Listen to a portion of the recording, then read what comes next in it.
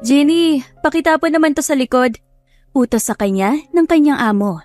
Agad na napalingon si Jenny kay Mrs. Marisa, ang may-ari ng grocery na pinagtatrabahuan niya. Agad siyang ngumiti dito. Okay po! Sagot niya dito at patakbong nagtungo palapit sa ginang. Oh, dahan-dahan na, madudumi ang mga yan dahil naglinis na ako sa storage room. Paalala ng ginang. No problem, Ma'am Marisa, kaya ko po to. Kampante na sambit niya, saka nakangiti at confident na binuhat ang box na may lamang basura. Ngunit bago pa man siya makalayo ng ilang hakbang, ay natisod si Jenny sa isa sa mga box na inayos niya kanina. Napasigaw si Jenny at maging ang mga kasamahan niya ay nagulat na napatingin sa kanya. Jenny! Akma pa sanang lalapit si Ken, isa sa mga kasamahan ni Jenny sa trabaho, para sana tulungan ng katrabaho. Ngunit huli na ang lahat nang marinig ang malakas na pagbagsak nito sa sahig. Napapikit na lamang ang mga taong nakakita nito. Naanimoy nasaktan din sa nakita nila. Paano ba naman kasi? Nauna ang mukha ni Jenny, kaya naman pakat na pakat ang mukha nito sa sahig. Napasapon naman ng kanyang noo si Marisa nang makita na nagkalat na naman ang mga basura na inayos nila kanina. Ayos ka lang, Jenny? Nag-aalalang tanong ng mga kasamahan niya nang makalapit ito sa kanya. Tinulungan siya nitong tumayo, saka pinagpagan ng kanyang damit. Ayos lang ako. Sorry, Ma'am Marisa. Lilinisin ko na lang po. Nadapa po ako eh. Natatawa sa sarili na sambit ni Jenny. Nahihiya siyang napakamot sa ulo. Kaya naman, napabuntong hininga na lamang si Marisa. Hay, sabi ko naman sa'yo na mag-iingat ka. O siya, dalian niyo na lang at baka mamaya dumami ang tao. Mabaho pa naman yan. Sambit nito sa kanya, saka tumalikod. Napayuko naman si Jenny. Yes, madam, masusunod po. Sambit niya dito habang nakayuko. Mabilis siyang kumilos at inayos ang mga kalat. At Jenny? Yes, ma'am. Tignan mo yung ilong mo, nagdudugo. Mag-iingat ka sa susunod, please. Sambit ng amo sa kanya habang nag-aalalang nakatingin ng diretso sa kanyang mga mata. Tila ba'y natigilan naman si Jenny at napatulala na lamang sa amo kahit na nakatalikod na ito. Gaga! Ayusin mo nga yung ilong mo! Oh, nagdudugo na! Paggising sa kanya sa realidad ni Sharla, isa sa mga kasamahan niya. Agad siyang inabutan ng tissue nito na ipinuna sa ilong niya. Ang ganda talaga ni Ma'am Marisa, no? Wala sa sariling sambit ni Jenny. Naalog na naman ba yung utak mo, ha? Bilisan mo nga dyan, may mga customer na, oh. Sambit ni Sharla sa kanya, saka ibinigay na ang buong tissue box. Ay, salamat. Sambit niya dito, saka nagpatuloy sa pagpupunas ng dugo. Kailangan mo ng tulong, Jenny? Tanong sa kanya ni Ken. Nag-aalala rin itong nakatingin sa kanya, bago tumabi sa kanya at umupo sa gilid niya. Ayos lang ako. Nakangiting aniya dito habang nakangiti sa lalaki. Mag-iingat ka kasi sa susunod. Pang-ilang aksidente mo na yata to simula nung nagtrabaho ka dito eh. Sambit nito sa kanya. Ewan ko ba? Bigla ko nadapa eh. Medyo clumsy talaga ako dati pa. Natatawa na lamang si Jenny sa sarili, lalo pa nang dumaan sa kanyang isipan ang mga pinagdaanan niya noon. Ilang linggo na rin nagtatrabaho dito si Jenny. Kaya kahit papaano ay kilala na rin siya ni Ken. Kilala niya ito bilang masiyahin, positibo sa buhay at tipong hindi mo ito makikitang malungkot o umiiyak. Nung una niya itong nakitang umiyak ay noong mabagsakan ng upuan ng paan nito na nabitawan ni Jenny. Hindi niya alam kung maawa ba siya dito dahil maski si Jenny ay natatawa dahil sa sariling katangahan. Aminado naman ng dalaga na clumsy siya, ngunit kahit ganon ay hindi ito magagawang kamuhian ng mga kasamahan at maging ng boss nila. Dahil mabait si Jenny at ginagawa naman ito ang best niya sa trabaho. Ken, patulong naman dito! Pareho silang napatingin ni Ken kay Charlene nang marinig nila ang sigaw nito. Napansin nila na medyo marami na nga ang mga customer. Napatayo na sina Jenny at Ken. Ayos lang ako. Kailangan na yata ni Charlene ng tulong. Ako na ang bahala dito sa kalat. Sambit ni Jenny. Sige, tulungan ko lang din siya sa pagpack. Sambit ni Ken, saka nagtungo na palapit sa counter upang ikahon ang mga pinamili ng mga customer nila. Napatingin naman si Jenny sa tissue na may bahid ng dugo. Hay nako, mauubusan ba ako ng dugo kung halos araw-araw ako nagkakasugat? Parang kahapon lang eh, nahiwa ko ng kutsilyo. Tapos ngayon, nosebleed naman. Siguro, iinom na lang ako ng dugo ni tatay kapag naubusan ako, kesa bumili pa. Natatawang biro niya sa sarili, saka napatingin sa mga kalat sa sahig. Nag-umpisa na siya sa pag-aayos ng mga kalat. Winalis na niya ito at saka inilagay sa sako. Nang papunta na siya sa basurahan sa bandang likuran, ay napansin niya ang isang lalaking nakamask. Nakasuot ito ng itim at makapal na jacket, habang ang pang-ibaba naman ay cargo pants. Nakaupo ito sa di kalayuan at masama ang tingin sa mag-couple na kumakain sa tabi. Napangisi naman si Jenny. Eto si kuya, stalker siguro yun. Ang lagkit ng titig kay ate oh. Sa isip-isip ni Jenny habang itinatapon ng basura. Maya-maya ay umalis na ang couple sa tabi. Ngunit hindi naman ito sinundan ng lalaki. Bagkus ay napatingin naman ito sa isang bata na may dalang mga tinapay. Napakunot noo si Jenny. So hindi siya stalker. Ano kaya ang tinitignan ni kuya? Takang tanong niya habang pilit na sinisilip ang mga mata nito upang tingnan kung saan ito nakatingin. Ngunit nagulat siya dahil nakatingin na pala ito ng matiim sa kanya. Agad siyang napaiwas ng tingin. Kakagulat naman si kuya, nakita tuloy ako. Sa isip-isip niya, saka dali-daling pumasok sa loob ng store. Nakakahiya, baka mapansin niyang nakatitig ako sa kanya kanina pa. Sa isip-isip niya, bago na pailing. Hays, bahala na nga. Sambit na lamang niya sa sarili, saka naglakad na papunta sa counter upang tulungan ang dalawa sa pagtatrabaho. Sa totoo lang ay 4:00 pa lamang, kaya naman may isang oras pa bago ang shift niya. 5 kasi ang out ni na Ken at Charlene dito. At siya naman ang papalit at si Kay na hinihintay pa niya ang pagdating. Nakikipagtsikahan lang siya sa dalawa hanggang sa dumating na ang oras ng shift niya. Dumating na rin si Kay kaya naman nag-umpisa na sila sa trabaho. Kay! Pahingi ako! Wala na ba? Tanong ni Jenny dito. Napatingin naman si Kay sa kanya. Wala na, inubos ko na. Sagot nito sa kanya. Nagdala kasi ito ng ginataang bilo-bilo kanina. At paborito pa naman sana iyon ni Jenny. Ang kaso, inubos na pala ni Kay. Hindi ka man lang nagtira sa akin. Sabi ko pahingi ako eh. Nakangusong sambit ni Jenny. Ayoko nga. Binili ko yun eh. Tsaka paborito ko rin yun. Kaibigan mo naman ako eh. Walang kaibigan pagdating sa pagkain ano? Sambit nito sa kanya. Napanguso na lang tuloy si Jenny saka bumalik sa counter. Ilang saglit lamang ay nakaramdam ng sakit sa tiyan si Kay. Kay, may naamoy ka? Parang hindi ba nagana yung air conditioner ni Ma'am Marissa? Iba na ang amoy dito sa loob eh. Hindi naman sumagot si Kay. Bagkus ay natahimik lamang sa isang tabi. Lumapit si Jenny sa pwesto ni Kay para sana tignan ng aircon. Ngunit doon na niya naamoy ang hindi kaaya-ayang hangin. Ang baho! Wisit! Umutot ka? Hindi makapaniwala na tanong ni Jenny habang nakatakip ang ilong. Ay, ang sakit ng tiyan ko eh. Nahihirapang sagot ni Kay. Hampasin sana ulit ni Jenny ang baklang kasama. Ngunit isang malakas na tunog ang narinig nila. Prrrrt! Kay! Malakas na sigaw ni Jenny at agad na napatakbo pabalik sa counter. Mabuti na lamang at wala silang customer ngayon. Kaya naman tumakbo na agad si Kay papunta sa banyo. Ang sakit ng tiyan ko, natatain na ako. Nagmamadaling sambit ni Kay. Hindi naman alam ni Jenny kung tatawa ba habang nakatakip pa rin ang ilong. Buwisit ka, Kay! Ang dami kong tawa! Natatawang sambit ni Jenny sa sarili habang halos hindi na makahinga.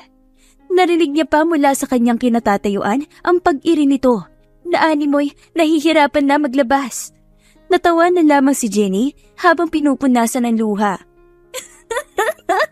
Empty talaga. Sambit niya habang nagbubuga ng conditioner spray sa paligid. Habang nag-i-spray ay isang lalaki ang pumasok. Welcome po, sir! Bati niya dito nang magtama ang kanilang paningin. Hala, si Kuyang Stalker. Mahinang sambit niya ngunit agad rin siyang napatakip ng bibig. Hindi niya inaasahan na napalakas ng bahagya ang pagsasalita niya. Ay, sorry po. Sambit niya dito. Hindi naman siya pinansin ng lalaki at nagpatuloy lamang sa paglalakad. Nang matapos na sa pag-spray si Jenny, ay bumalik na siya sa front desk dahil baka magbayad na rin si kuya. Tahimik lamang na naglakad ang lalaki papalapit sa kanya. Wala itong dalang anumang binili. Nakalagay ang 2 kamay nito sa loob ng bulsa ng jacket. "Hello po, sir! Ano po sa inyo?" Nakangiting sambit nito. Bahagya pang napangyuwi ang lalaki, marahil ay dahil sa matinis na boses ni Jenny. Bahagyang sumenyas ang lalaki at sinabing lumapit ito. Nagtataka man ay bahagyang lumapit si Jenny sa lalaki. "Ano po yun, sir?"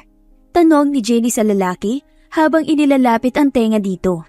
Hold up to. Ibigay mo sa akin yun. Sambit na lalaki sa kanya, kasabay nito ay naramdaman ni Jenny ang isang matigas na bagay sa bandang bewang niya. Malapit lang kasi siya sa lalaki. "Po, pero kuya." Sabi nang ibigay mo na eh. Yun lang oh. "Etong isang basket ng tinapay? Gutom ka ba, kuya?" Oo, bilisan mo na. Pasalamat ka at hindi pera ang target ko. Ibigay mo na sa akin yan. "Pero kuya." Isa, kundi mabubutas yung tagiliran mo. Kinakabahang kinuha ni Jenny ang mga tinapay na nasa isang tabi. Ito pa naman ang mga paboritong tinapay ni Jenny dahil may kamahalan din ang mga iyon. Huwag kang sisigaw hanggang sa makaalis ako. Naintindihan mo ba? "Pero kuya, sinong magbabayad niyan?" Ha? "Wala ka pong bayad eh." Malamang, hold up nga eh, di ba? "Pero wala akong pabayad, kuya." Sabi nang huwag maingay eh. Ang sakit sa tenga ng boses mo. Manahimik ka. Sambit nito sa kanya, dahilan para tuluyang matahimik si Jenny. Napatingin sa kaliwat kanan ang lalaki bago tuluyang umalis sa grocery. Hindi pala siya stalker, hold-upper naman, buwisit, pulis. Tatawag ako ng pulis. Pero wait, hindi ko na siya makita. Sambit ni Jenny at agad na napatakbo palabas upang habulin ang lalaki. Pasimple niya itong sinundan habang nagtatype sa telepono upang tumawag ng pulis. "Hello po, may na-hold up po dito sa grocery namin." Sambit niya agad sa kausap habang tumatakbo. Hello ma'am, pwede po namin malaman sa ang lugar po yan? "Dito lang po sa Katipunan, sa bandang tulay, yung grocery doon na malaki." Okay ma'am, nasan po kayo ngayon? "Hinahabol ko po siya ngayon. Kinuha niya kasi yung tinapay na walang bayad." Galit na sambit niya. Napakunot noon naman ang opisyalis ng pulis na nakausap niya sa kabilang linya. Tinapay? Ha? Miss, hinahabol niyo siya? Huwag niyo nahabulin dahil mapapahama kayo. "Ha? Ang mahal ng tinapay na yon." Sagot naman niya, saka napahinto. Nawala sa kanyang paningin ang lalaki nang makapunta na siya sa isang eskinita. "Hala, nasan na siya?" Takang tanong niya. Miss, umalis na kayo dyan at delikado. Miss? Miss! Sunod-sunod na tawag sa kanya ng kausap sa telepono. Ngunit hindi ito pinansin ni Jenny at patuloy lamang sa pagtingin sa paligid upang hanapin ang lalaki. Hanggang sa maya-maya ay naramdaman na lamang niya ang isang malakas na puwersa sa kanyang batok.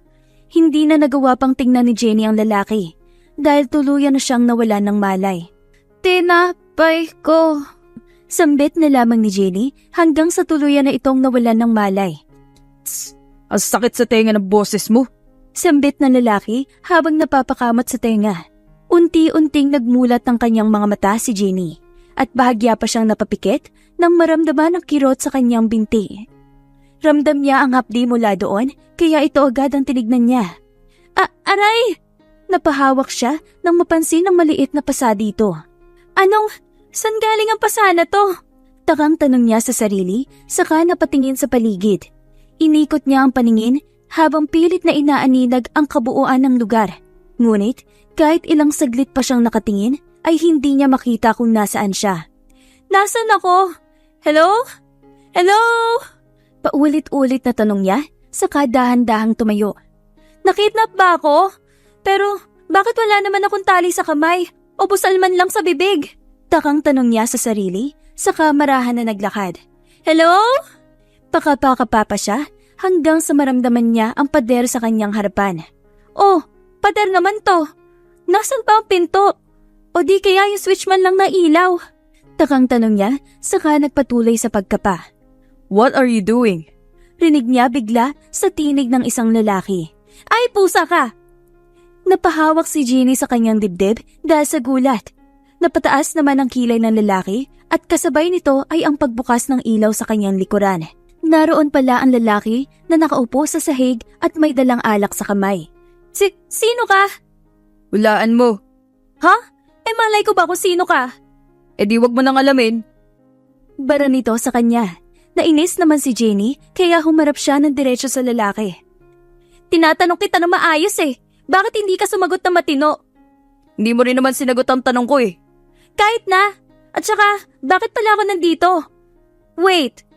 Ikaw yung kumuha sa tinapay ko. Yung hold-upper. Matinis ang boses na sambit ni Jenny na bahagya pang napatilit dahil sa gulat ng makilala ang lalaki. Pwede ba? Isa pang tili dyan, gigilitan ko na yung leeg mo.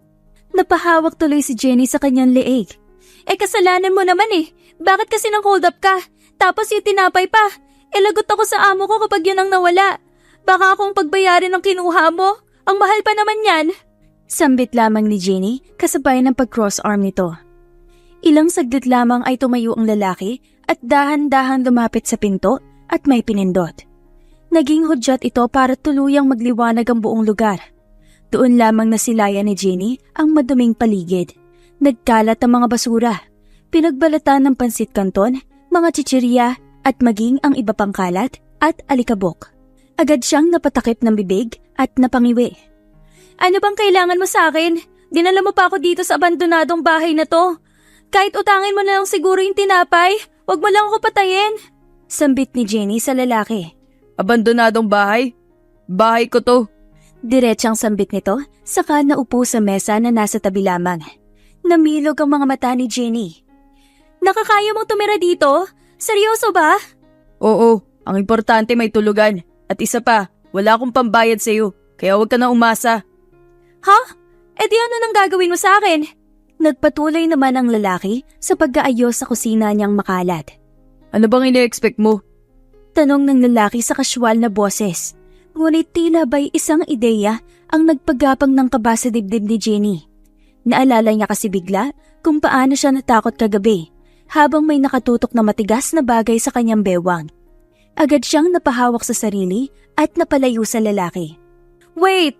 Please no! Ayoko pang mamatay! Hindi mo naman siguro ako papatayin, di ba? Mabait ka naman eh. Sige na, sa'yo na lang yung tinapay. Ako na lang magbabayad nun kay Ma'am Marisa.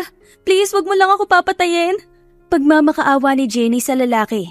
Nakakunot na o namang humarap ang lalaki sa kanya. Masama ang tingin. Papatayin? Natakot naman si Jenny nang makita ang nakakamatay na tingin nito sa kanya.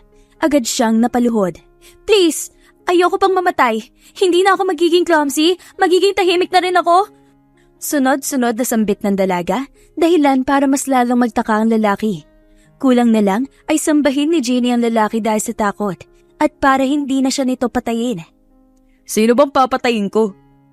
Ako, pero wag mo... Ikaw? Bakit naman? Takang tanong nito sa kanya. Ha? Kasi, di ba gano'n naman kapag na-hostage? Pinapahirapan nila yung mga hostage nila tapos papatayin? Takang sagot ni Jenny. Ilang saglit lang ay napakamot na lamang sa kanyang ulo ang lalaki, saka napasandal sa sink. Napahawak pa siya sa kanyang bewang na animoy problemado. Ay, mukhang nagkakamali ka ng akala. Hindi naman kita pinapahirapan eh. Ang totoo... anong nangyari sa binti ko? Bakit may pasa? Tanong agad ni Jenny at pinakita ang binti nito. Hays, kasalanan mo yan dahil makulit ka habang buhat kita. Nabangga ka sa bakal at ang binti mo lang ang hindi ko nahawakan. Kaya yan, tumama. Paliwanag dito. Bakit ako nandito? Dahil masyado kang maingay kagabi at wala na ako ibang way dahil tumatawag ka na ng pulis. Nakaka-bad trip yung boses mo. Kaya wala na akong choice kundi dalhin ka muna dito hanggang sa magising ka. Hindi naman makapaniwala si Jenny habang nakatingin sa lalaki. Ibig sabihin, mali ang iniisip ko tungkol sa'yo. Pwede na ako umalis? Takang tanong ni Jenny sa lalaki. Napabuntong hininga na lamang ang lalaki, saka napatalikod at bumalik sa ginagawa. Suit yourself. Nagulat naman si Jenny dahil sa biglaang pagsasalita nito ng Ingles. Ang gwapo naman ang Ingles niya, kaso mukhang adik eh. Sa isip-isip niya, saka agad na napailing. Nice! Ayan ka na naman, Jenny. Judgmental ka talaga. Dahan-dahang naglakad si Jenny papalapit sa pinto. Naanimoy nakikiramdam kung pipigilan siya ng lalaki na tumakas. Siyempre, dinala niya ako dito. Malay ko ba kung nagkukunwari lang si kuya? Mamaya kapag tumalikod ako bigla akong habulin eh. May kutsilyo pa naman sa tabi niya. Sa isip-isip niya, hindi na alintana kung nagiging judgmental na naman siya. Hanggang sa tuluyan na siyang nakalabas ng pinto at nakikiramdam pa rin siya sa lalaki. Sa kabilang banda naman ay nagpahinga na si Kit nang mawala na ang babae sa likuran niya. Sa wakas, tahimik na ulit ang kanyang paligid. Wala na ang matinis na boses ng dalaga na kinaiinisan niya. Tss, ang ingay-ingay. Alit-lit naman. Hindi match ang size sa lakas ng boses eh. Sa isip-isip niya habang inaayos ang niluluto. Ngunit ilang saglit lamang ay naramdaman niya ang nakakatusok na tingin ng kung sino ang nasa kanyang likuran. Akala ko ba umalis ka na? Tanong niya dito. Hindi siya lumingon dito, bagkus ay patuloy lamang siya sa pagluluto. Natatawang sagot ng dalaga, sa kanya narinig ang mga yabag nito papalapit sa kanya. Ano? Tamad siyang humarap dito, kaya natigilan ng dalaga sa paglapit sa kanya. Hindi ko kasi alam ang pangalan mo eh. Hindi ko kilala yung nang kidnap sa akin. Sagot nito habang pinaglalaroan ng kanyang daliri. Napangiwi naman si Kit. Does it even matter? Nakataas ang kilay na tanong niya dito. Napataas din ang kilay ni Jenny na animoy nagulat sa biglaang pagsasalita niya ng Ingles. Natauhan naman si Kit kaya agad na siyang napatalikod. Umalis ka na hanggat hindi pa nagbabago ang isip ko. Sambit niya dito. Ano nga muna ang pangalan mo? Paano ko mapapatunayan kina mama na nakidnap nga ako kung di ko naman alam ang pangalan mo? Sasabihin na naman nila na kung sino-sino ang kasama mo at baka nagnilandila ako sa gilid-gilid eh. Sambit nito sa kanya. Hindi maiwasang maloka ni Kit sa dalaga. Hindi niya alam kung nagmamaang-maangan lang ba ito o sadyang ganito talaga ang dalaga. Ano nga pangalan mo, kuya?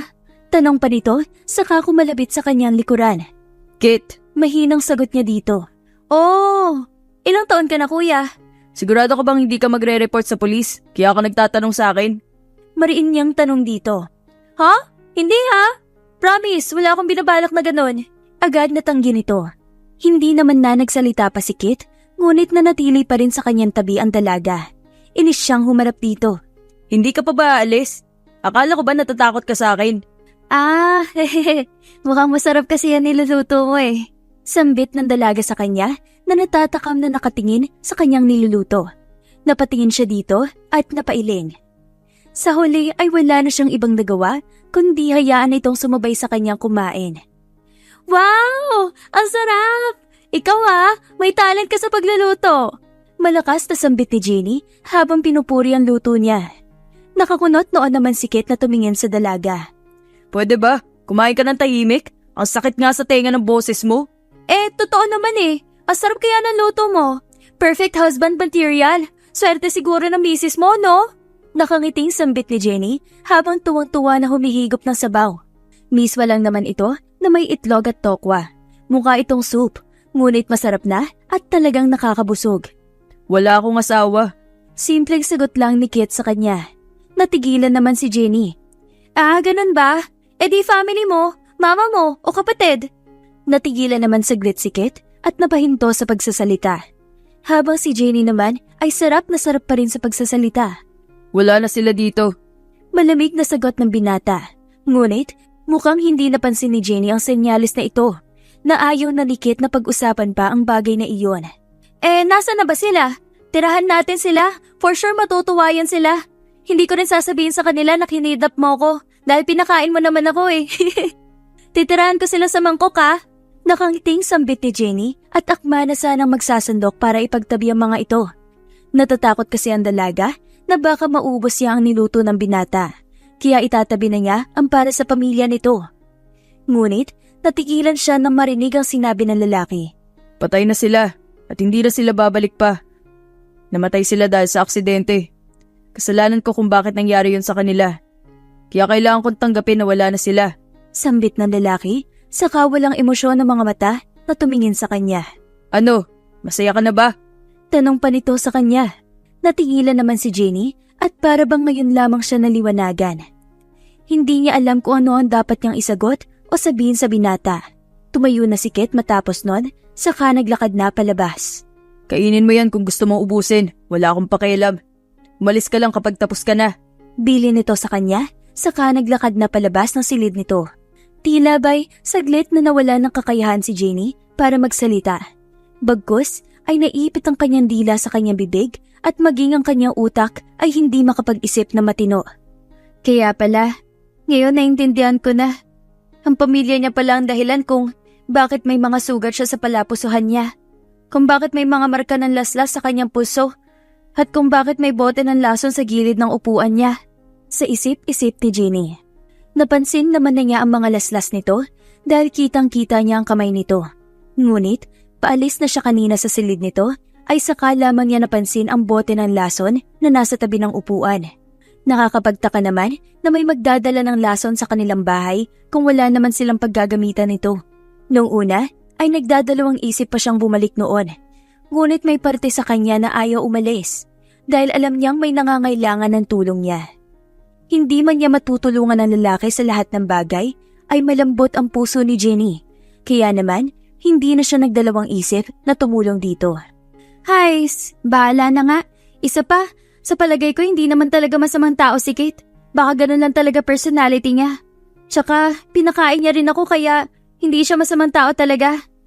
Sa isip-isip niya, saka tuluyan na pakamot sa ulo. Pero, what if ininom na niya yung lason na yun? Buhay pa kaya siya? Mukhang wala na talaga siyang ganang mabuhay eh. Yung bahay niya nga sobrang dumi. Tapos hindi pa makausap na matino. Parang hindi nang umingiti yung taong yun. Sambit niya sa isipan. Hello? Puntahan ko kaya siya. Hello, Jeannie? Pero nakakatakot naman kasi yung lugar nila. Mukhang nangungupahan na lang siya dun eh. Nakakatakot pa yung kalye dun, tas yung eskinita. Baka mamaya ay makidap na talaga ako ng tuluyan. Nagulat na lamang siya nang isang malakas na sampal ang nagpagising sa kanya sa realidad. Aray ko naman! Nakakasakit ka na ah! Malakas na sigaw ni Jenny kay Charlene na bigla na lang siyang hinampas sa muka. Ayan! Gising ka na rin sa realidad. Ano ba kasi ang pinubulong-bulong mo dyan? Kinakausap ka namin ni Ken eh. Para ka namang may sariling mundo dyan. Sambit ni Charlene sa kanya. Napatingin siya sa mga kasama at nakitang nandito na rin pala si Ken at Kay na nakatingin sa kanya. Ah, sorry. May iniisip lang ako. Sambit niya sa mga ito, saka napaayos na upo. Napairap si Charlene sa kanya, saka nagtungo sa counter dahil may inaayos ito. Nag-aalala namang napatingin sina Ken at Kay sa kanya. Sigurado ka bang ayos ka na, Jenny? Baka na-trauma ka pa rin dahil sa nangyari. Hindi ba't nakidnap ka? Huwag ka muna kaya pumasok. Ako na lang muna ang kukuha ng shift mo at tutulong kay Kay sa gabi. Sambit ni Ken sa kanya. Ha? Hindi ah. Ayos lang ako. Oo nga. Sorry din, Jenny ah. Kung hindi sana kita iniwan ng gabing yun, hindi ka sana makikidnap. Sambit ni Kay sa kanya. Napatingin siya dito na tila ba'y nagdududa. Okay, fine. Hindi sana dalawa tayong nakidnap at least may kasama ka, diba? Pagsuko ni Kay.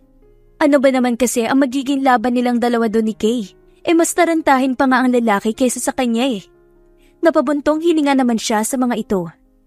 Ayos nga lang ako. Maniwala kayo sa akin. Super okay lang ako. Nakangiting sagot niya sa mga ito, saka dinala ang isang box upang ayusin na sa shelves ito. At saka, kailan ba ako hindi naging okay?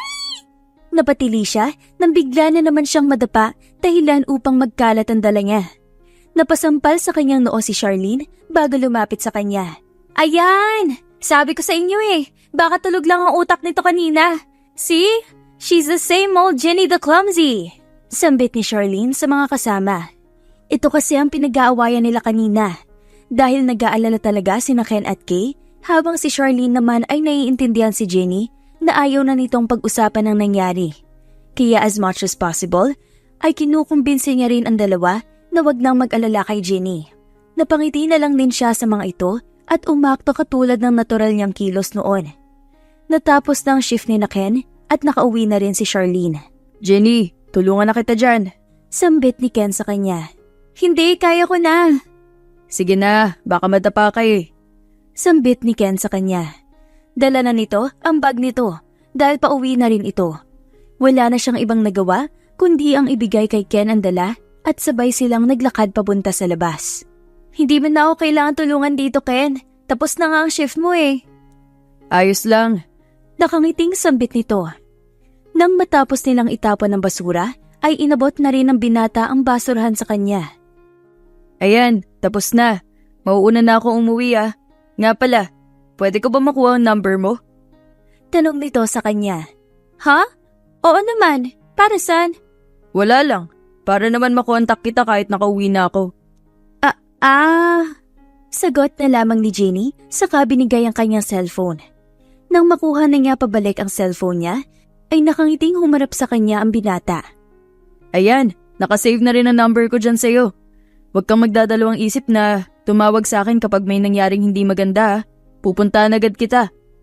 Nakangiting sambit nito sa kanya. Ay, salamat Ken. Pasasalamat niya dito. Wala yun, Jenny. Sige na, pumasok ka na. Nakangiting sambit nito sa kanya. Tinapos niya ang shift niya nung gabing iyon. Malimit lamang ang customer nila ngayon, kaya naman walang ibang ginawa si Jenny kundi ang tumulala. Hindi niya maiwasang maalala si Kit. Hays, bakit ko naman pupuntahan yun? Pakialam ko ba kung ininom na niya yung alak? Sa isip-isip niya. Kahit na, tao rin naman si Kit. Namatayan siya at naghihinagpis pa siya dahil pakiramdam niya. Kasalanan niya ang nangyari. Hindi naman ata mabuti kung mamamatay lang din siya dahil doon. Sambit niya sa isipan.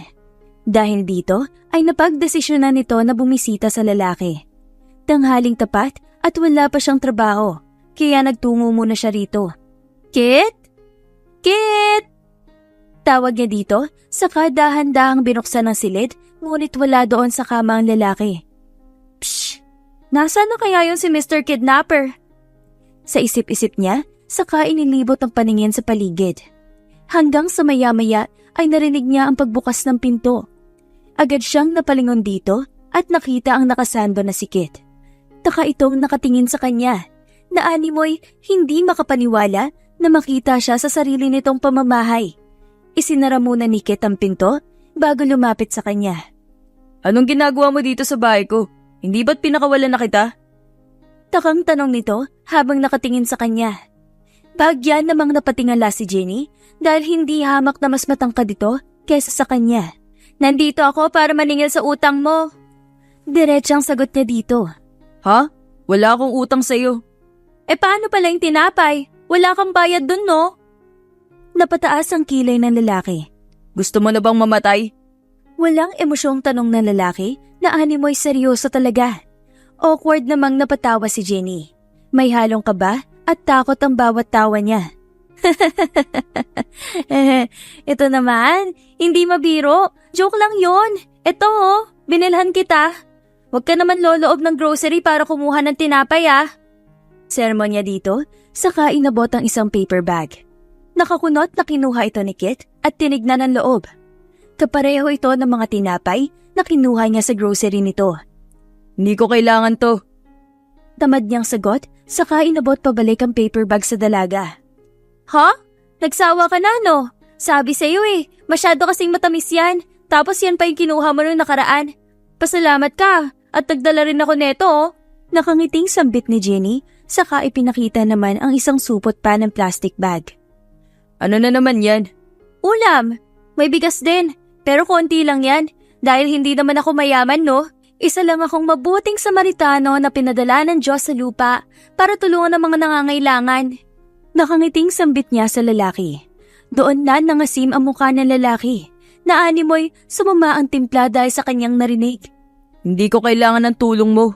Bakit naman? Tignan mo nga ang sitwasyon mo ngayon. Halos puro instant noodles na nga lang ata kinakain mo. Tapos yung mga gamit mo, kalat-kalat. Alam kong nagluluksa ka, pero hindi naman tama na mabuhay ka na lang ng ganto, no? Sermon niya pa dito. Agad na lumapit ang lalaki sa kanya, dahilan upang mapasinghap si Jenny. Halos magdikit ang mukha nila dahil sa sobrang lapit nila. Kinakaawaan mo ba ako? Ha? Gusto mo ba talagang mamatay? Ha? Syempre hindi. May kailangan pa akong buhayin sa pamilya namin Dahan-dahan lumayo si Kit sa kanya. In short, nahirapan ka rin sa mga responsibilidad na meron ka. Biglang naging soft ang boses nito. Ha? Oo, mahirap talaga. Di papatayin na lang kita. Mas mainam na to dahil hindi ka na maghihirap kapag namatay ka na. Wala ka nang nararamdaman na sakit o pagdurusa dahil wala rin namang saysay ang buhay. Patuloy ka lang masasaktan habang buhay ka. Sambit ng lalaki at tamad na tumalikod sa kanya. Sandaling natigilan si Jenny. Ngayon lamang niya napansin na sobrang laki ng diferensya ng paniniwala nila ni Kit. Hindi! Malakas na sambit ni Jenny, dahilan upang mapahinto si Kit sa paglalakad. Oo, mahirap ang buhay dahil masasaktan at masasaktan ka. Pero hindi ba't yun din ang dahilan kung bakit natin nasasabing buhay tayo? Dahil nakakaramdam tayo ng sakit? Tanong niya dito, dahilan para mapalingon ng lalaki sa kanya. Kung kailangan ko munang maramdaman ng sakit at mawala ng pamilya para maramdamang buhay ako, mas pipiliin ko na lang mamatay kaysa maranasan ng panandali ang saya na wala namang patutunguhan kundi kamatayan at kalungkutan. Sambit ng lalaki sa kanya habang diretso ang tingin sa kanyang mga mata. Hindi naman magawang makasagot ni Jenny dito. Ramdam niya ang sakit at pagdurusa sa mga mata nito. Dahan-dahan siyang naglakad palapit sa lalaki at walang salitang binitawan. Nagtaka rin si Kit dito dahil hindi nito pinuputol ang tingin nila sa isa't isa. Nagulat na lamang si Kit nang nasa harapan na niya ito. Walang ano-ano ay mabilis siya nitong kinabig at ibinaon ang uli niya sa dibdib ng dalaga. Anong? Gulat na tanong niya at hindi na nagawa pang makapagsalita nang masubsob ang mukha niya sa malaki nitong dibdib. Shh! Alam kong nasasaktan ka ngayon, Kit. Pero may oras ka pa. Hindi porket nawala ng mga mahal mo sa buhay, tuluyan ka na ring mawawala ng gana sa buhay. Hahayaan kitang umiyak ngayon. Ilabas mo ang mga nararamdaman mo. Tatanggapin ko. Pero, hindi ko hahayaan na kaingin ka ng guilt at lungkot mo. Hindi mo kasalanan kung bakit sila namatay. Huwag na huwag mong iisipin na magiging masaya ang mama at kapatid mo kung sakaling makita ka nila sa ganyang kalagayan, Kit. Mahabang bulong sa kanya ni Jenny habang nayakap ito sa kanya. Para itong isang ate na nag-aamo sa kapatid. Nanlaki ang mga mata ni Kit dahil ramdam niya ang sinseridad sa boses lamang ni Jenny. Maya-maya pa ay napayuko si Kit. Bakit mo ako niyayakap? Di ka ba natatakot na saksakin kita basta? Tanong nito sa kanya. Ngunit sa halip na sumagot ito sa kanya ay bahagyang humiwalay si Jenny sa kanya at nakangiting sinalubong ang kanyang mga tingin. Alam kong hindi mo ako mapapatay, Kit. Alam kong hindi ka masamang tao. Kaya hindi mo ako magagawang mapatay. Sambit nito sa kanya dahilan para matigilan si Kit. Mas ikinagulat niya pa nang bigla siya nitong niyakap kahit na mas matangkad siya dito. Bahagya tuloy siyang nakayuko nang maramdaman ang marahan na halik nito sa kanyang noo. Hindi kita iiwan, Kit. Tutulungan kitang magbagong buhay para nang sa ganon, tuluyan mo na ring matanggap na wala na sila. Sambit nito sa kanya. Ramdam ni Kit ang pag-iinit ng kanyang tenga dahil sa hiya. Hindi niya maintindihan kung bakit ganon ang lakas ng tama ng mga salitang iyon ni Jenny. Para siyang hinihili ng boses nito. At sa hindi malamang dahilan ay para siyang kinakabahan na baka marinig ng dalaga ang malakas na kabog ng kanyang dibdib. Napaiwas na lamang siya ng tingin dito at tumalikod. Psh! Bahala ka sa buhay mo. Binabalaan na kita. Di ako magbabago para sa'yo. Sino bang nagsabing magbabago ka para sa akin? Magbabago ka para sa sarili mo, Kit. Para maliwanagan ka kung gaano kasaya ang mabuhay kahit na minsan kailangan mong masaktan at umiyak. Sambit nito sa kanya sa katuluyan ng umalis sa harapan ng dalaga. Psh! Bahala ka dyan. Matutulog na ako. Sambit na lamang niya dito saka nagtungo sa kanyang silid. Napatingin siya sa kisame at bigla niya lamang sumagi sa kanyang isipan ang nakababatang kapatid na si Dayan. Ito ang kasama niya noon na kasabay ng mama niya namatay. Dalawa lang naman kasi silang magkapatid at ang kanilang nanay ang kasama nila. Masaya ang naging buhay nila hanggang sa isang iglap ay kinuha na lang sa kanya bigla ang dalawang natitirang tao sa kanyang buhay. Tss, why do I feel like siya si Dayan? That's why I hate her voice. Pareho silang matinis ang boses. Sa isip-isip niya, saka inis na napapikit na lamang. Nagising na lamang si Kit nang marinig ang malakas na tunog sa labas. You put it down like New York City. I never sleep while like Los Angeles. My fantasy harder than Miami. I feel the heat, oh, it's international love, oh. Napahinto si Jenny sa pagkanta nang mapansin si Kit na nakatingin sa kanya. Oh! Pahabol pa ni Jenny bago humarap sa lalaki. Anong ginagawa mo? Takang tanong ni Kit sa kanya. Kumakanta? Alam ko, rinigata yung pagkanta mo hanggang sa kabilang baryo eh. Bakit hawak mo yung walis na yan? Takang tanong ni Kit sa kanya. Naglilinis lang naman po ako. Sambit nito sa kanya. Bakit ka naman naglilinis dito? Kasi madumi? Patanong din na sagot ni Jenny na animoy isang walang kwentang tanong ang sinabi ni Kit. Napahilamos na lamang ng kanyang mukha si Kit, saka lumapit sa babae. Agad niyang kinuha ang gamit nito at isinukbit sa leeg ng babae. Teka! Bakit? Anong meron? Takang tanong nito habang itinulak siya ng binata papunta sa pinto. Umalis ka na, kung ayaw mong may mangyaring hindi maganda sa'yo dito. Pananakot ni Kit sa dalaga, saka isinara ang pinto. Wait! Papasukin mo ako! Naglilinis ang laman ako! Pagkatok ni Jenny sa pinto, ngunit wala nang pakialam si Kit dito. Naglakad na lamang siya papunta sa maliit niyang kusina at napansing malinis na nga ang lugar. Agad na niyang pinatay ang tugtog nito sa speaker niya, saka napaupo sa upuan. Ang sakit ng ulo ko. Dumagdag pa yung babaeng yun. Wala ba siyang trabaho? Naisipan niya pang pumunta dito para lang maglinis. Sa isip-isip niya habang nakahiga sa upuang mahaba na gawa sa kahoy. Inilagay niya ang braso sa ibabaw ng noo niya. Biglang pumasok sa isip niya ang mga sinabi ng dalaga kanina. May pag-asa pa ba talaga ako? Magagawa ko pa bang makamove on, ma? Dayan, kung wala rin naman mga mahal ko sa buhay, ano pang silbi ang buhay ko? Lahat-lahat binigay ko sa kanila.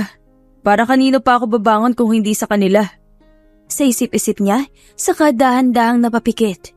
Bahagya niya pang naririnig ang malakas na sigaw ni Jenny sa labas habang kinakalampag ang pinto. Ngunit hindi na niya ito pinansin pa. Naiinis lamang siya dito dahil masyadong madaldal ang babae at nakikita niya dito ang nakababatang kapatid na namayapa na rin. Ilang saglit lamang ay bigla siyang naalimpungatan nang marinig ang malakas na kidlat. Napapungas-pungas pa siya nang mapansin na madilim na ang paligid. Hindi pa naman gabi, ngunit dahil sa malakas na ulan ay sobrang kapal ng ulap na parang halos gabi na kahit mag-aalas 5 pa lamang. Nakakagutom naman ang panahon na to. Humihikab na sambit ni Kit saka bumangon sa hinihigaan.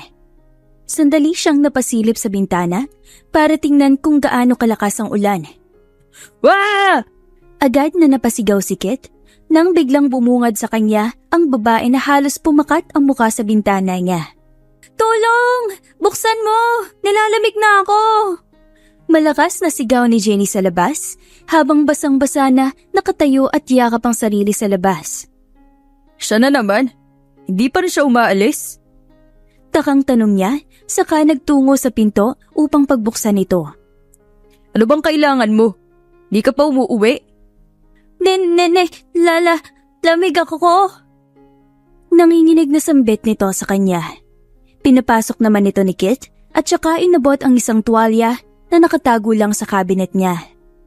Bakit hindi ka pa rin umuuwi? Sinabi ko naman sa'yo na wala kang mapapala sa akin dito. Sambit ni Kit sa kanya. Ayaw mo akong papasukin eh. Nanginginig pa rin ang boses nito sa pagsasalita. Bakit hindi ka na lang umalis? Naiwan ko yung wallet ko dito sa loob. Diretsang sagot ni Jenny, saka itinuro ang wallet na nasa ibabaw ng kanyang mesa. Napailing na lamang tuloy si Kit, saka itinapon ng tuwalya kay Jenny. May damit ka ba dyan? Basa na kasi ako eh. Sabay silang napatingin sa damit ni Jenny at tila ba'y namula si Kit dahil bakat na ang dibdib ng dalaga kahit na nakasuot ito ng bra. Basang-basa na kasi ang suot nitong shirt. Kaya naman, agad na siyang tumalikod upang bigyan ito ng mga damit niya. Yan lang mga damit na nandito. Huwag ka na maarte. Sa banyo ka magpalit. Sambit niya dito, saka iniwan ng dalaga. Bakit kasi dito niyo pa naisipang pumunta kanina? Sa isip-isip niya. Paglabas ni Jenny sa banyo, ay agad na siyang lumapit kay Kit. Ayos ba? Medyo may kalakihan ng pants oh. Tingnan mo naman, doble ata ng laki ko ang pants mo eh. Sambit nito at ipinakita pa kung gaano kalaki ang pants niya. Pagpasalamat ka at meron. Tugon lamang nito sa kanya, saka napatingin na sa ibang direksyon. Psst, oo na. Anong oras kaya titila ang ulan? Mukhang hindi na ako makakapasok sa trabaho Madilim na rin sa labas. Mahinang sambit ni Ginny. Dito ka na lang matulog. Delikado na kung maglalakad ka pa sa labas. Mahinang sambit ni Kit, bahagya pa siyang nauutal ng sinabi yun. Nagliwanag naman ang mukha ni Jenny dahil sa suhestyon niya. Talaga? Papayagan mo ako matulog dito? Tuwang-tuwa na sambit nito. Oo, pero ikaw, dito sa labas. Isa lang ang kwarto dito. Sige, ayos lang sa akin. Sagot naman ito kay Kit. Nagpatuloy na nga si Jenny at inayos na niya ang mga kalat. Nanood naman si Kit sa kanya habang abala siya sa pag-aayos. Nang matapos na siya sa paglilinis, ay nagtungo naman si Jenny sa kusina para magluto na. Anong niluluto mo? Tanong nito sa kanya. Naisip ko na mag-ampalaya tayo na may itlog. Mabuti na lang at may dala rin akong gulay kanina. Sambit nito sa kanya. Nagpuyos pa si Jenny bago energetic na nag-umpisa sa pagluluto. Pshh! Lahat ba talaga ng mga panda size na babae? Merong maladragon na boses sa ingay at lakas? Siya lang naman mag-isa, pero nagsasalita na siya ng mag-isa. Sa isip-isip ni Kit, habang nakatingin sa dalaga na tuwang-tuwa habang nagluluto. Tila ba'y may kausap din ito habang naghahalo sa pagluluto. Bakit? Kanina ka pa nakatingin sa akin. Puna ni Jenny sa kanya nang mapansin nito ang tingin niya. Pwede ba akong magtanong? Tanong niya sa dalaga. Oo naman, ano yun? Di ka ba natatakot na makakasama mo ako ngayong gabi? Na tayong dalawa lang? Ha? Hindi naman. Bakit? Hindi magagalit ang parents mo? Ano ako, bata? At saka, maintindihan ni mama kung hindi ako makauwi ngayon. Masuunahin ko syempre ang kaligtasan ko, no? Sagot nito sa kanya. Saglit na natigilan si Kit nang marinig ang sagot nito.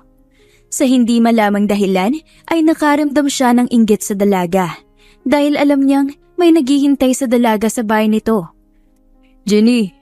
Tawag ulit nito sa dalaga. Ano bang dahilan kung bakit mo ako tinutulungan? Tanong niya dito. Dahil sa totoo lang ay hindi niya talaga maintindihan ng dalaga kung bakit nito ginagawa ang mga bagay na to. I did something bad to you. Kinidnap kita at pinagtangkaan ng buhay mo. Pero sa halip na isumbong ako sa pulis, nandito ka pa para tulungan ako. Kahit na hindi ko naman talaga kailangan ng tulong mo. Sambit ni Kit habang nakayuko. Ha? Sabi ko nga sa'yo, mabait kasi ako. Parang bata na sagot nito sa kanya. Ha? Seryoso ako dito, Jenny. Napangisi naman ang dalaga. Uy! Tinawag na niya ako sa pangalan ko. Nagiging komportable ka na sa akin, ano? Pang-aasaran ng dalaga sa kanya na agad niyang ikinainis. Psst! Never mind. Wala ka talagang kwentang kausap. Sambit niya dito, saka agad na napaiwas ng tingin. Mas natawa tuloy ang dalaga sa kanya dahil sa kanyang inakto. Totoo naman kasi. Ewan ko ba? Sa panahon ngayon, kapag tumutulong ka sa tao magdududa agad sila na para bang may pinaplano akong masama kapalit ng pagtulong. Hindi pa pwedeng gusto ko lang talaga tumulong? Dahil alam kong yun ang tama. Sambit ni Jenny habang nakangiting naghahalo ng niluluto. Alam ko, sa panahon na to mahirap nang magtiwala sa ibang tao. Nagkalat na ang mga taong may itim na balak sa kapwa. May masasamang intensyon. Bata pa lang ako, alam ko na yan. Kaya sabi ng papa at mama ko, sa mundong puro kasamaan ang namamayani, nararapat lang na maging isa tayo sa mga taong magiging ilaw. Hindi man para sa lahat, kundi para sa mga taong maabot ng liwanag natin. Mahabang litanya ni Jenny. Pasimpleng napatingin si Kit sa dalaga. May ate ako noon. Biktima siya ng rape nung high school. Hindi niya yun sinabi maski sa akin. Tapos palagi lang siyang nakangiti. Hanggang sa isang araw, nakita na lang namin siya na walang buhay sa kwarto. Matapos yung uminom ng lason. Kaya, nung nakita ko ang laso na nasa mesa mo, noong unang araw na dinala mo ko dito, hindi ko maiwasang maalala si ate. Napahinto si Kit dahil hindi niya inaasahan ang kwentong ito ng dalaga. I'm sorry to hear that. Sambit niya sa dalaga. Pilit namang ngumiti si Jenny sa kanya. It's okay. I already moved on. Kahit na masakit pa rin sa amin ang pagkawala ni ate, pinilit naming mag-move on. Dahil alam namin, hindi titigil ang mundo para hintayin kaming magluksa. At sa halip na magalit sa mundo, mas minabuti kong gumaya kay ate. Kahit na masakit ang mga pinagdadaanan niya at walang nakakaalam na mga yon, mas minabuti niyang maging mabuting tao. Dahil kay ate, mas pinili kong maging liwanag din sa mga taong nawawalan na rin ng pag-asa. Katulad nung kung paano niya ako tinulungan sa lahat ng bagay. Sambit ni Jenny, saka napatingin kay Kit. Nagtama ang paningin nila sa isa't isa. Napangiti ng napakatamis ang dalaga. Kaya sana magawa mo ring makamove on at matutunan mo kung gaano kahalaga ang buhay. Kahit na sa tingin mo, wala nang tao na naghihintay sa'yo. Alam kong may isa dyan na masaya dahil buhay ka. Isa pa, nandito na ako diba? Nakangiting sambit ni Jenny sa kanya. Napaiwas naman si Kit ng tingin sa dalaga. He hates to admit it, but she's right. Alam niyang hindi magagawang magsinungaling ni Jenny dahil danas na rin nito ang bagay na dinanas niya. Ngunit sa kabila nito ay nagagawa pa rin ngumiti ng dalaga. Napatingin na lamang siya sa kawalan. Can I really do it? Sa isip-isip niya, saka napatingin sa kisame. Makalipas ang ilang araw ay halos napapadalas na ang pagbisita ng dalaga sa bahay niya. Tinutuon nito ang mga pangako nito sa kanya. Natutulungan siya nito. Naninibago pa nga siya dahil sa tuwing nandito ang dalaga ay bigla na lamang lumilinis ang bahay niya. Sige na, ayaw mo ba? Bukas babalik naman ako dito Gagala tayo. Pag-aaya sa kanya ni Jenny. Ayoko lumabas. Bakit naman? Aamagin ka dito sa loob ng bahay mo At saka, wala ka bang balak magtrabaho? Pwede kita tulungan. May alam akong hiring. Sambit nito sa kanya. Nais man niyang sumama sa dalaga, ngunit hindi niya magagawa. Espesyal ang araw bukas, kaya naman hindi siya lalabas ng bahay niya. Napasimangot na lang tuloy si Jenny dahil hindi niya nakumbinsi ang binata. Psh! Bahala ka nga dyan. Nakakaboring na dito sa bahay mo Hindi na lang ako pupunta bukas. Pagtatampo na sambit ng dalaga. Di wag ka nang pumunta bukas. Mas maayos kung ganun. Malamig na sagot ng lalaki. Saka nilampasan na siya sa paglalakad. Napakunot noon naman si Jenny dahil bigla na lamang nagbago ang mood ng lalaki. Anong problema nun? Bigla na lang nagbago ng mood. Sa isip-isip ni Jenny. Dahil malapit na rin ang 4:00 ay nagpaalam na rin siya sa lalaki. Kahit na wala naman talaga itong pakialam. Umalis na lang din siya para pumasok na sa trabaho.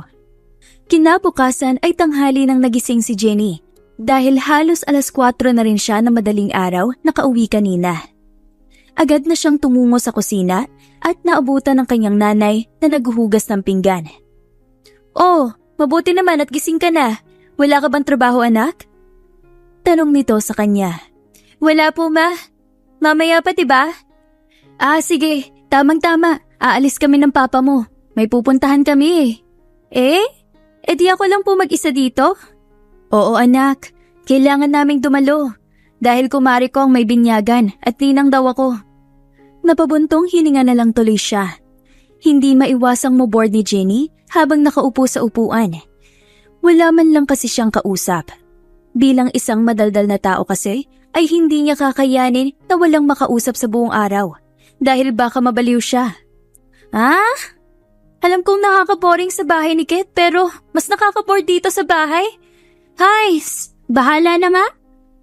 Sambit niya sa sarili at agad na kinuha ang mga gamit. Wala na siyang pag-aalangan na nagtungo sa lugar ni Kit.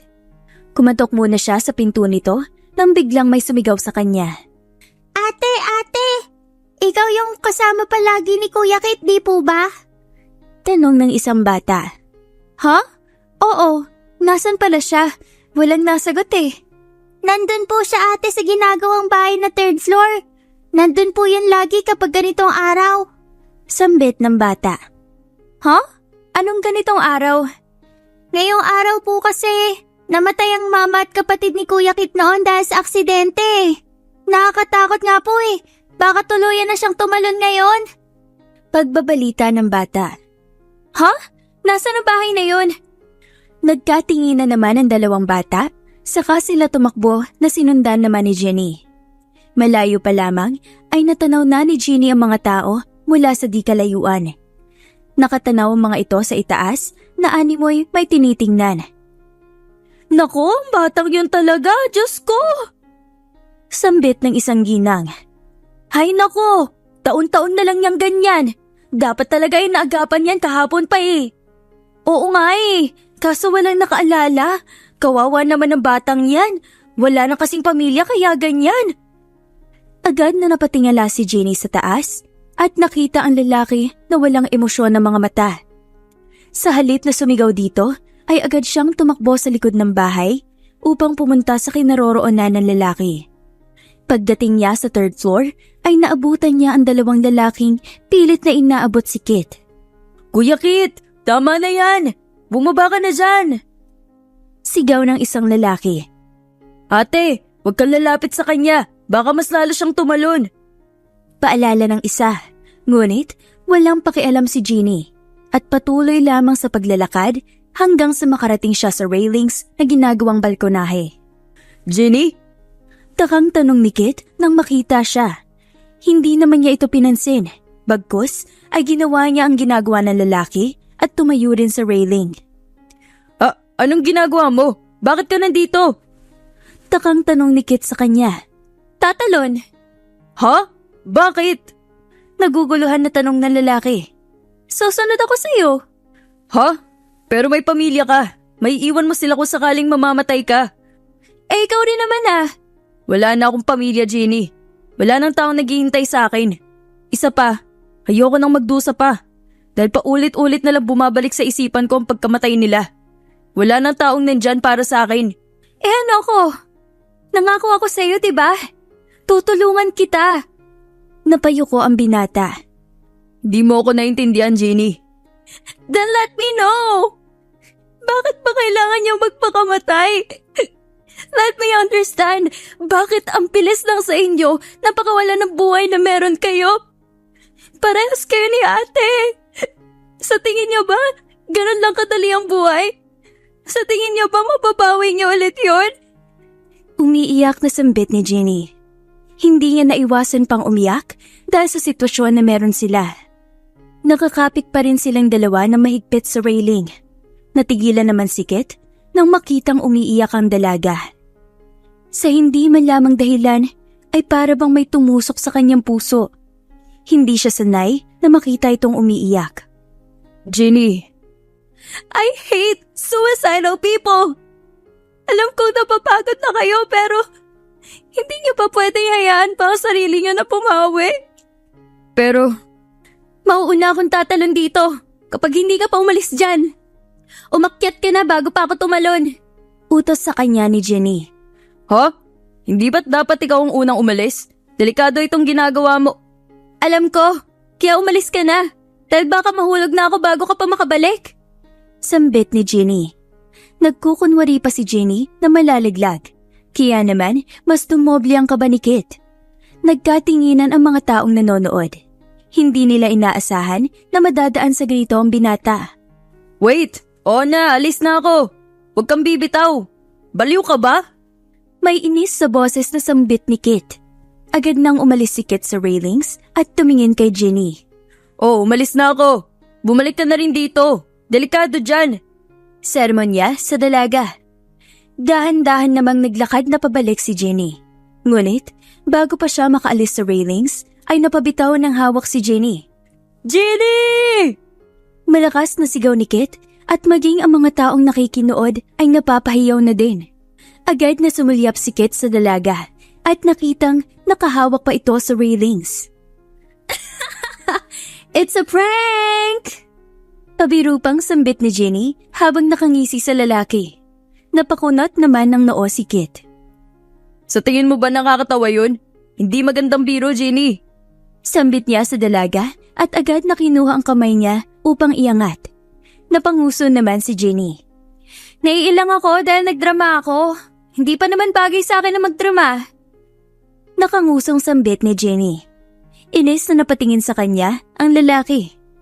Pero bakit kailangan mo pang magbiro ng ganun? Paano kung nahulog ka nga doon? Inis na tanong ni Kit kay Jenny. Kinabahan ka ba? Malamang. Ano na lang mangyayari kung nahulog ka talaga doon? Inis na sambit pa nito. Sorry na. Hatis, alam mo na ang pakiramdam nung nakita kita dito. Yung takot na nararamdaman mo. Kasama yun sa mga emosyon na mararamdaman mo dahil buhay ka. Sambit niya sa lalaki. But I don't have a reason to live anymore. Nakayukong sambit ni Kit. Nagulat na lamang siya nang sinalo ni Jenny ang magkabila niyang pisngi. Di, gumawa tayo ng rason for you to live. I'll appoint you as my boyfriend. Sambit ni Jenny habang malawak ang ngiti sa labi. Ha? Anong sinasabi mo? Takang tanong ni Kit. I'll make you my boyfriend. Sa ganong paraan, may responsibilidad ka sa akin bilang jowa ko. Di, magkakaroon ka ng rason para mabuhay. Ayos ba? Nakangiting tanong niya dito. Namula naman sa hiya si Kit. Bakit ikaw pa? Mahinang tanong ni Kit, saka napaiwas ng tingin. Mabilis namang hinawakan ni Jenny ang pisngi niya at muling iniharap sa kanya ang mukha nito para magtama ang kanilang paningin. Napataas naman ang kilay si Jenny.